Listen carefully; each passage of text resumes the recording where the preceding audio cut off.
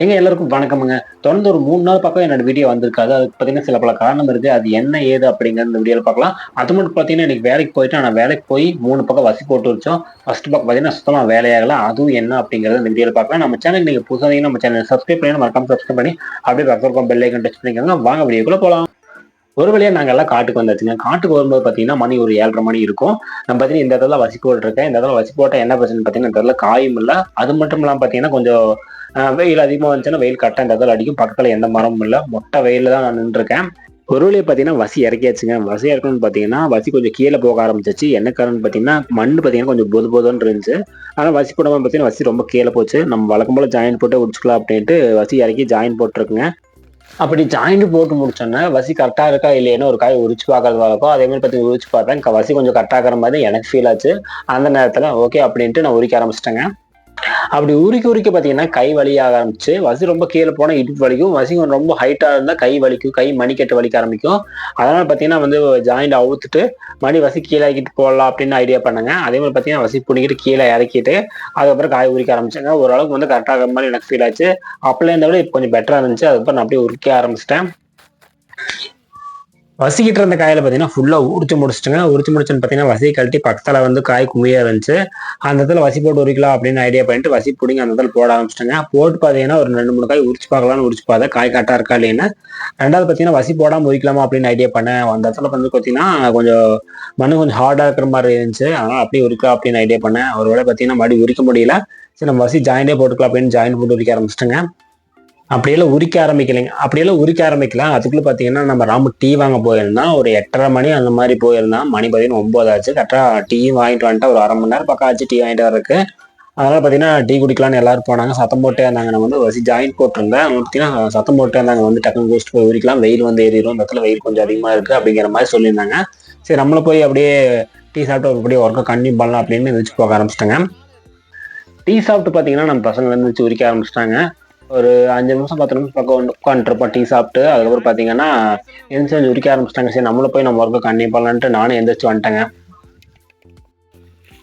நான் டீ சாப்பிட்டு வரும்போது பார்த்தீங்கன்னா, ஓரளவுக்கு மோடமா தான் இருந்துச்சு. இப்ப டீ சாப்பிட்டு ஒரு 1/2 மணி நேரம் பக்கம் ஆச்சுன்னு நெனைக்கிறேன். அந்த அந்த நேரத்துல வெயில் எந்த அளவுக்கு போட்டு கொளுத்துன்னு பாருங்க. ஆளுங்க நிக்கவே முடியல. ரொம்பவே அந்த இடத்துல வெயில் அதிகமா இருந்துச்சு. பக்கத்துல மரங்க இல்ல. கொஞ்சம் நட்ட மரங்க அப்படிங்கிறங்காட்டி பார்த்தீங்கன்னா, வெயில் அதிகமா எங்களுக்கு தெரிஞ்சுச்சு. நான் வேலை செய்யாததுக்கு ஒரு காரணம் அப்படின்னு பார்த்தீங்கன்னா, இந்த வெயிலும் ஒரு காரணம். அது மட்டும் இல்லாம பார்த்தீங்கன்னா, இந்த இடத்துல கொஞ்சம் காய் கொஞ்சம் கடுசா இருந்துச்சு. ஹார்டா இருந்துச்சு. உரிக்கிறதுக்கே முடியல. உரிக்கும்போது பார்த்தீங்கன்னா, மட்டைக்காய் சிறுசா இருந்துச்சு. ஆனா உரிகை பார்த்தீங்கன்னா, கொஞ்சம் பெருசா இருந்துச்சு. எல்லாருமே பார்த்தீங்கன்னா, இந்த லைன்ல யாருமே காய் எடுக்கல. வசியும் போடல. நான் போட்டிருந்ததுல பார்த்தீங்கன்னா, கொஞ்சம் இடம் பெருசா இருந்துச்சு. ஆனா காய் இல்ல. ஆனா யாருமே அந்த இடத்துல வசி போடல. என்ன காரணம்னு பார்த்தீங்கன்னா, காய் கொஞ்சம் சைஸா இருந்துச்சு. அதனால யாரும் போல. அதனாலேயே கூட நான் இன்னைக்கு அந்த இடத்துல ஃபர்ஸ்ட் இடம் இதுல. ஃபர்ஸ்ட் இடத்துல காய் கம்மியா உரிச்சிருப்பேன்னு நெனைக்கிறேன். நம்ம உரிச்சிட்டு இருக்கும்போது நம்ம முருகேசன் பார்த்தீங்கன்னா, சாப்பாட்டுக்கு போலாமா இல்லையான்னு அப்படின்னு கேட்டான். ஒரு 10:30 மணிக்கோட்ட போலாம் அப்படின்னு ஃபர்ஸ்ட்டு சொன்னாங்க. 2வது பார்த்தீங்கன்னா, காய் சுருட்டி போட ஆரம்பிச்சுட்டாங்க. அப்படி சுருட்டி போடும்போது பார்த்தீங்கன்னா, சுருட்டி போட்டோனே நல்லா கொஞ்சம் இடம் ஒருசலாகிற மாரி இருந்துச்சு. அதனால பார்த்தீங்கன்னா, சாப்பாடுக்கு போலாமா அப்படிங்கிற மாரி கேட்டாங்க. இதோட பார்த்தீங்கன்னா, ஓகே போலாம் மணி 10 ஆச்சுல்ல அப்படின்ட்டு 10 மணிக்கு சாப்பிட போக ஆரம்பிச்சுட்டேங்க. இதுல இன்னொரு பிரச்சனை என்னன்னு பார்த்தீங்கன்னா, நம்ம ஆல்ரெடி வெயில் அடிச்சது அப்படிங்கிற மாரி சொல்லியிருப்போம். 2வது பார்த்தீங்கன்னா, சாப்பிடறதுக்கு போறதுக்கு ஒரு 2 நிமிஷத்துக்கு முன்னாடி பார்த்தீங்கன்னா, கொஞ்சம் மழை வர மாரி கிளைமேட் சேஞ்ச் ஆக ஆரம்பிச்சுச்சு. சாப்பிட்டு இருக்கும்போது பார்த்தீங்கன்னா, மழை வந்துச்சுன்னா, நாங்க சாப்பிட அரை குறையுமா மட்டை போட்டு மூடிட்டு முடியாது அப்படிங்கிற ஒரே காரணத்தினால பார்த்தீங்கன்னா, எங்க கொத்துக்காரர் மட்டை போட்டு கவர் பண்ணிட்டு, அதுக்கப்புறம் 2வது சாப்பிட போலாம் அப்படின்ட்டாங்க. அதனால பார்த்தீங்கன்னா, எல்லா ஆளுக்கும் பார்த்தீங்கன்னா, மட்டை போட்டு கவர் பண்ண ஆரம்பிச்சுட்டாங்க. நானும் பார்த்தீங்கன்னா, மட்டை போட்டு கவர் பண்ணிட்டு இருக்கேன். இன்னைக்கு பார்த்தீங்கன்னா, ஒரு கும்மி நாங்க போட்டிருக்க கும்மி பார்த்தீங்கன்னா, காய் போட்டு வச்சிருக்காங்க. அதுவும் இல்லாம இன்னொரு பக்கம் அதுக்கு பக்கத்துல அது ஒரே தோப்பு தான். அங்கேயும் பார்த்தீங்கன்னா, ஒரு 4 வண்டி காய் பக்கம் போட்டு வச்சிருப்பாங்க. பாக்கி காயெல்லாம் பார்த்தீங்கன்னா, போடுற காய். போடுற ஆளுக்கு பார்த்தீங்கன்னா, இப்பதான் வந்தாங்க. கொஞ்ச நேரத்துக்கு முன்னாடி தான் வந்தாங்க. நாங்க சாப்பிடும்போது மணி 10, ஒரு 9 மணிக்கோட்ட தான் வந்திருப்பாங்க. இப்பதான் பார்த்தீங்கன்னா, சல்லைய கட்டிட்டு இருக்காங்க காய் போடுறதுக்கு. நம்ம ஆளுங்க பார்த்தீங்கன்னா, சாப்பிட்டாச்சுங்க. சாப்பிட்டு எந்திரிச்சுட்டாங்க. பார்த்தீங்கன்னா எல்லாம் சாப்பிட்டாச்சு. சாப்பிட்டு அப்படியே உட்காந்துருக்கோம். இன்ஸ்டாவில் ஒரு வீடியோ பார்த்துருந்தேன். அதை பற்றி நான் பசங்கிட்ட கேட்டு அவங்க அந்த ஒரு கேள்வி கேட்குற மாதிரி ஆடியன்ஸுக்கிட்ட கேள்வி கேட்குற மாதிரி அந்த ஆடியன்ஸ் பார்த்திங்கன்னா பதில் சொல்கிற மாதிரி ஒரு வீடியோ பார்த்தேன். அதே பார்த்திங்கன்னா நம்ம பசங்கிட்ட கேட்கலான்னு இருக்கேன். அவங்க என்ன ரியாக்ஷன் பண்ணுறாங்க, அவங்க என்ன பதில் சொல்கிறாங்க அப்படிங்கிற இந்த வீடியோவில் பார்க்கலாம். நீங்களே பாருங்கள். இதை நம்ம பூதி யோசிச்சுருக்கான். அவங்ககிட்ட போய் நம்ம இந்த கேள்வி கேட்கலாம். பூதி, ஒரு கேள்வி. வசந்தோட அவங்க அப்பாவுக்கு பார்த்தீங்கன்னா மொத்தம் 5 குழந்தைங்க. குழந்தை பேர் பார்த்தீங்கன்னா 11, 2வது குழந்தை பேர் பார்த்தீங்கன்னா 22, 3வது குழந்தை பேர் 33, 4வது குழந்தை பேர் 44. இந்த 5வது குழந்தை பேர் என்னவா இருக்கும்? தப்பு. உனக்கும் தெரியலையா? பாக்கி நம்ம பசங்க உட்காந்துருக்காங்க, அவனை ரேட்டு கேட்கலாம். அதை அப்படி சவுண்ட் கம் பண்ணு. இவரு வேற. இப்போ நம்ம முருகேசங்கிட்டையும் நம்ம பூதிகிட்ட ஒரு கேள்வி கேட்டேன். இது இன்ஸ்டாவில் பார்த்து தான் நீங்கள் ஆல்ரெடி பார்த்துருப்பீங்கன்னு நினைக்கிறேன். உங்களுக்கு இதுக்கு பதில் தெரியுமா இல்லைன்னு தெரியல, நான் அதை கேட்குறேன். நம்ம வசந்தோட அவங்க அப்பாவுக்கு பார்த்தீங்கன்னா மொத்தம் 5 குழந்தைங்க. மொதல் பையன் பேர் பார்த்தீங்கன்னா 11, ரெண்டாவது குழந்தை பேர் பார்த்தீங்கன்னா 22, மூணாவது குழந்தை பேர் பார்த்தீங்கன்னா 33, நாலாவது குழந்தை பேர் 44, அஞ்சாவது குழந்தை பேர் என்ன? தப்பு.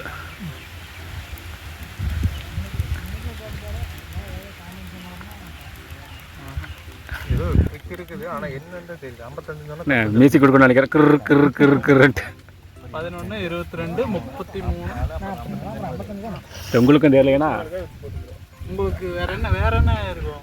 வேற என்ன யோசிங்க. அவன் வேறு ஃபோன் பேசிகிட்டு இருக்கான், அவங்ககிட்ட கேட்கலான்னா. இவங்களுக்கு பார்த்தீங்கன்னா தெரியல. நம்ம பாக்கி பசங்க பார்த்தீங்கன்னா நம்ம மணியன் அவங்க அங்கே உட்காந்துருக்காங்க. நம்ம அவங்ககிட்ட போய் அந்த கேள்வி கேட்கலாம், என்ன பதில் தெரியுமுன்னு. பிடிச்சாச்சு. இப்போ நான் அடுத்த பக்கம் வந்தாச்சு. நம்ம இங்கே தான் நம்ம கூட வேலை செய்ய உட்காந்துருக்கேன். அவங்ககிட்ட இதே கேள்வி கேட்கலாம். வசந்தா அப்படிங்கிற பையனோட அப்பாவுக்கு பார்த்தீங்கன்னா மொத்தம் 5 குழந்தைங்க இருக்குது. வசந்தா அவங்க அப்பாவுக்கு பார்த்தீங்கன்னா மொத்தம் 5 குழந்தைங்க. மொதல் குழந்தை பேர் பார்த்தீங்கன்னா 11, ரெண்டாவது குழந்தை பேர் பார்த்தீங்கன்னா 22, மூணாவது குழந்தை பேர் பார்த்தீங்கன்னா 33, நாலாவது குழந்தை பேர் பார்த்தீங்கன்னா 44, அஞ்சாவது பையன் பேர் என்ன?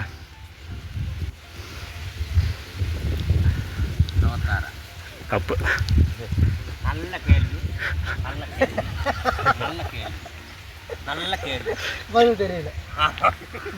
வசந்தோட உங்கள் அப்பாவுக்கு மொத்தம் 5 குழந்தைங்க.